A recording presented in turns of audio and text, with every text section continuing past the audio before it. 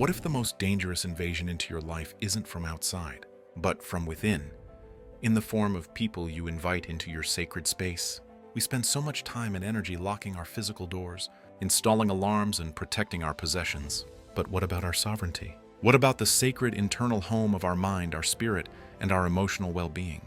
Your home is not just four walls. Your home is your energy, your peace, your spirit. Most people guard their front door like a bank safe, but leave the door to their inner world wide open. Using that wisdom as our springboard, we're going to explore 5 archetypal people. These aren't just physical individuals.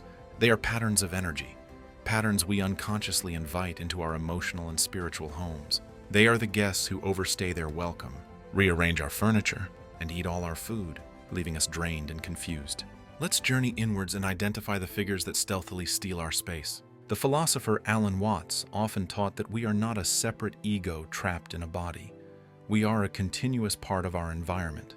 The outside world and our inside world are not two different things. Sometimes it's subtle. Sometimes it's familiar. So today we uncover this 5 energies, 5 archetypes that you must keep away from the sacred space you call home. Because the moment you protect your inner sanctuary, your entire life shifts.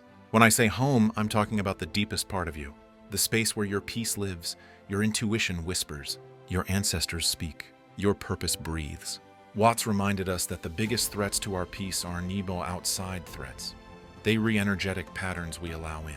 So let's meet the 5 archetypes that corrupt your inner home without you even noticing. 1. The victim magnet. They never take responsibility. They want you to rescue them, over and over again. Their suffering becomes your assignment. This energy is dangerous because it drains your life force. You stop living your own story and start living theirs. Spiritually, this archetype mirrors the part of you that feels guilty for choosing yourself. The victim archetype is extremely dangerous because it can disguise as its counterpart, the judge. This is the archetype that thrives on not good enough. Internally, it's our own self-criticism, but we give it immense power when we invite its physical counterpart into our lives. This is the friend, the family member, or the partner who always finds the one flaw. They disguise their constant criticism as brutal honesty or just trying to help.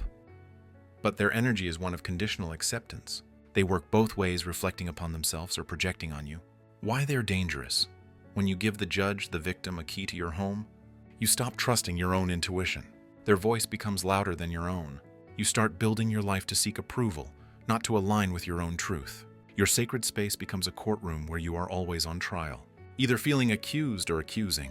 This is where you reclaim your power, not with cruelty, but with clarity. I care for you, but I refuse to drown with you. 2. The stealth saboteur. They smile at you. They compliment you. Yet somehow, after speaking to them, you feel smaller. This archetype erodes your confidence quietly. A joke, a comment, a comparison, and suddenly, you question yourself. Alan Watts spoke about how subtle energies shape us without force. This saboteur doesn't attack you head-on. They whisper doubt into your foundation. Its counterpart can disguise as a chaos agent. This person thrives on drama, gossip, and discord. They come to you bearing secrets about other people. They speak in us versus them language, and their entire energetic signature is noise. Your sacred space is meant to be a place of clarity and connection to your higher self. The chaos agent fills that space with static. They pull you out of your center and into a low-frequency world of he said, she said, and petty judgment. In an auto-destructive mode. Why they're dangerous? They break your peace. They are addicted to the adrenaline of conflict, and they will create it wherever they go. If you let them in, your temple is no longer a temple. It becomes a noisy, crowded marketplace overwhelmed by distractions. Your spiritual work here is discernment. When someone's presence consistently lowers your vibration, you step back. You stop offering access to anyone who chips away at your light. 3. The chaos conductor. This one is loud. Explosions of emotion. Phone calls at 1 a.m. or simply bad timing. Drama that doesn't belong to you. They walk into your home and the air changes. Your body tightens, your peace trembles. Chaos is their oxygen, and they want you to breathe it with them. Spiritually, they reflect the chaos you haven't healed within yourself. They can often become dream killers. This is the person who has accepted their own limitations and cannot stand to see you transcend yours. You share a new idea, a bold dream, a spiritual insight, and they meet it with a heavy sigh and a list of all the reasons that won't work. They are the masters of practicality and realism, which are just code words for fear. They represent the part of our own mind that is afraid to truly awaken and change. Why they are dangerous. The chaos agent anchors dead weight on your manifestation. they poison your inspiration with their apathy. True spiritual growth requires lightness and a sense of infinite possibility. The chaos agent ensures you never, ever leave the ground. But here is the awakening moment. You can choose not to dance their dance. You can say, I won't step into your storm. If you want to talk, we speak in calm. 4. The energy leech. Next, we have the most infamous of these figures, also known as the energy vampires. They're not dramatic. They're not loud. You know this person. You have a conversation with them, maybe for just 10 minutes, and afterward, you feel utterly exhausted, drained, foggy, like you suddenly need a nap, even if the conversation was just small talk. They simply take your time, your creativity, your emotional bandwidth. They leave you feeling empty, tired, unmotivated, with nothing left for yourself. The leech drains quietly, gently, invisibly. But depletion is a dangerous energy. This archetype is a master of energetic entanglement. They often haven't cultivated their own internal source of light or validation, so they've become experts at siphoning it from others. Their primary tool is often linked to the perpetual victim magnet. Their life is a constant, unending series of crises, dramas, and injustices. They come to your sacred home not for a solution, but for a fix. They want your sympathy, your outrage, your attention, because that attention is energy. You find yourself becoming their unofficial therapist, their savior, their crisis manager. You listen, you advise, you pour your energy into them. But the problem is never solved. The cup is never full. Why? Because their identity has become attached to having the problem. This is profoundly dangerous for your spiritual home. Your sanctuary is meant to be your place of restoration and connection. The energy leech turns it into their 24-hour emotional gas station. They drain you of the very life force, whether it be the chi, the prana, that you need for your own meditation, your own creativity, and your own connection to the divine. You cannot awaken, you cannot ascend, when someone is unconsciously tethered to your energy field, draining you dry. The awakening here is realizing you are not required to set yourself on fire to keep them warm. You must learn to distinguish between true compassion and this pattern of energetic codependency. The most spiritual thing you can do is lock this door, not with anger, but with a firm, loving boundary that protects your own sovereignty. Your spiritual task is restoration and boundaries. Your life force is sacred. Protect it like a temple flame. 5. The spiritual tyrant. This one is a very deceptive one. The spiritual tyrant. This one hides under the disguise of enlightenment. They claim spiritual authority. They say, I know what's best for you. They shame you for questioning. They judge your journey while proclaiming their own purity. This is the most dangerous energy of all, because they try to replace your inner guidance with theirs. This archetype doesn't come in with obvious anger. They come in disguised as the truth. This is the person who has found one path, one dogma, or one teacher, and believes it is the only path. They operate from a place of intense spiritual ego. They will judge your journey, your practices, and your beliefs against their own. They say things like, oh, you're still doing that? My teacher says that's for beginners, or you must follow these specific rules, or you will never awaken. They use spiritual concepts as weapons. If you're having a human moment of sadness or anger, they'll hit you with spiritual bypass, saying things like, if you were truly evolved, that wouldn't bother you. Or that's just your ego speaking. They make you feel guilty for being human. This is extremely dangerous for your sacred home. True spirituality is about liberation and sovereignty.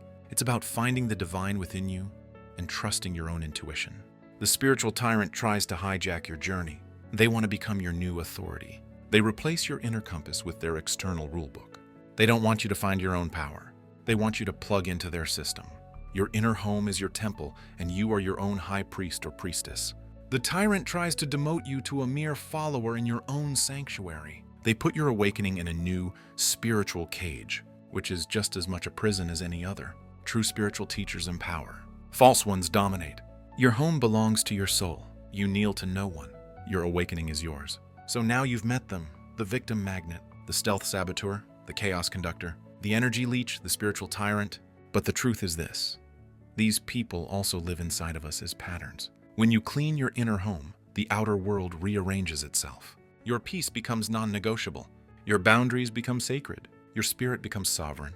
Now that you've met these 5 archetypes, let's get even clearer. Because every dangerous energy announces itself before it fully enters your life. You just have to know what to look for. The red flags. 1. Red flags of the victim magnet: constant complaints.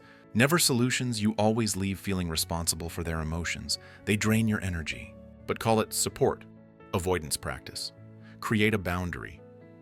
I can listen, but I cannot fix this for you. Limit emotional labor. Watch how you feel after conversations. Your body never lies. 2. Red flags of the stealth. Saboteur jokes that hit a little too hard, subtle comparisons, backhanded compliments.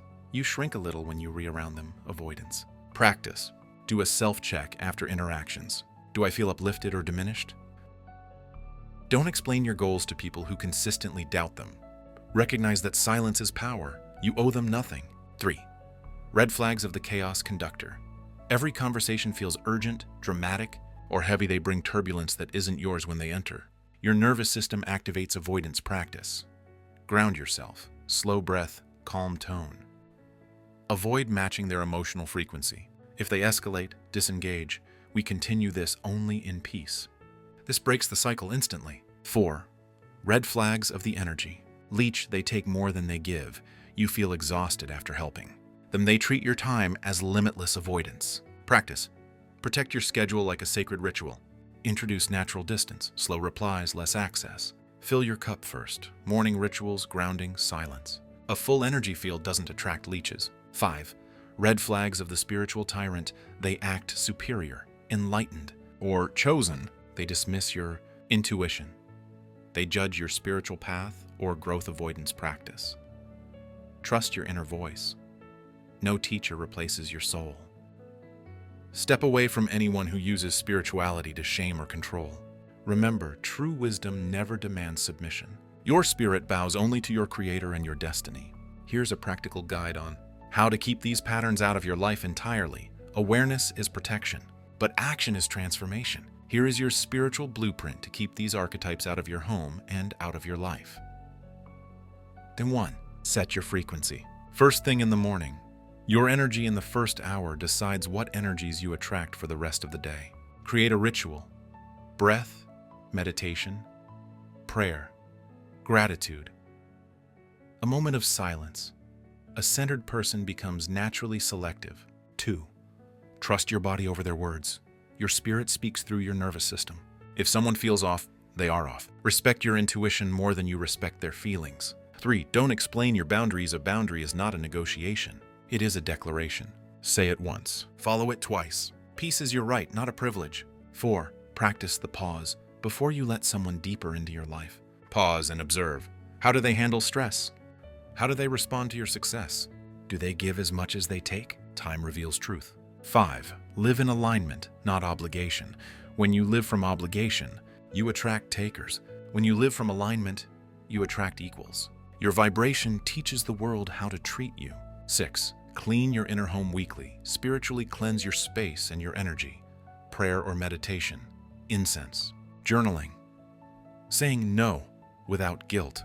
When your inner home is clean, toxic patterns can't enter. Protect your home. Protect your mind. Protect your spirit. What you allow is what grows. And your life deserves nothing less than peace, clarity, and power. Tell me in the comments, which archetype have you allowed into your home? And which one are you ready to release? Remember, you are the architect of your inner world.